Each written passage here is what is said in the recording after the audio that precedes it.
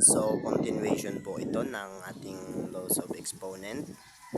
Meron pa tayong zero powers and negative powers, no? So, dito naman sa zero powers, ito yung x natin, nagsasaad yan na sabi. That is any real number yan.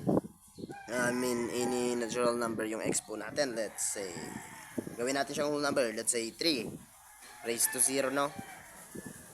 Okay, any number yan, magiging equals pa rin yan sa 1. Kasi, yung base natin na x, hindi siya po pwedeng mag-equal sa 0. Ang exponent lang ang pwedeng mag-equal sa 0. Kaya, alimbawa, sabihin pa natin, ito lang yung pagkatatandaan sa 0 powers. Kahit sabihin pa natin, we have 1,789 raised to 0. That is always equal to 1. Walang bago dyan, kahit anong number. Basta naka-raise po siya sa 0, automatic po yan. Equals to 1 lang po yan. Wala pong wala pong hassle pagdating sa zero powers. So, yun po. Proceed na po tayo sa negative powers, yung na kung saan yung n po natin is less than to 1. Kaya nga sinabing less than kasi yung mga nasa baba ng 1 po natin is 0, negative na po, ano? So, magiging negative na po sila. So, let's say yung x po natin, let's say that is a whole number 3. It's number 3 raised to negative 2. That it will become 1. Okay, 3 raised to negative 2. Ang magiging resulta po niyan, magiging po siyang fraction form po. Kasi pag negative na po yung ating exponent, magre-reciprocal na po tayo to make it positive.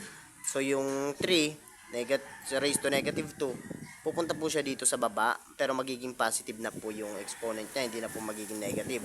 Magiging positive na po yung 2, pero po, nasa fraction na po siya. Ganyan na po yung magiging resulta. Ganyan lang po yung pag-simplify ng negative powers. So, ano pa yung pinaka-equals niya? That is also equals to 1 over 9 squared is equals to, alam naman po natin, that is equals to 9. So, ito na po yung pinaka-sagot. So, dito naman, kahit anong numbers, yan, 1 po yung pinakatamang sagot dyan. Kahit anong numbers raised to 0, equal to 1 po yan. So, try po natin, try pa tayo ng isa dito sa negative powers. Let's say we have a negative 2 all over a negative 3. So, since parehas po silang negative, parehas po silang negative. Ang mangyayari po dyan, since pareho silang negative po, no? Taas, yung numerator natin may negative power po, no? Denominator natin negative power din po.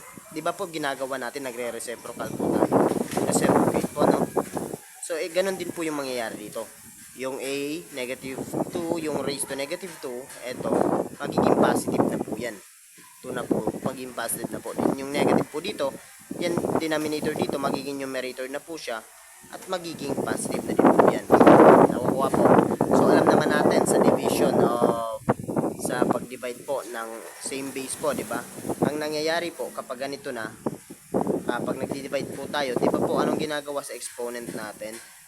A cube divided by a squared. Di ba anong nangyayari? Di ba anong ginagawa natin? Sinusubtract. So, 3 minus 2 magiging is equals to a raised to 1. So, yung a raised to 1 po natin, that is also equal to a lang po. Kasi common na po na meron tayong 1 palagi na exponent. Kasi any number raised to 1, the answer is the number itself. Tapos naman, any number raised to 0, para dito, the answer is 1. So, given na po yan. So, ganun lang po mag-simplify. So, ito po yung pinakatamang sagot para makuha. Hindi na gumagana yung ating marker. So, letter A lang po yung pinakatamang sagot kasi pinag-simplify po. So, sana po nasundan. I hope nakatulong. Sana all. Salamat.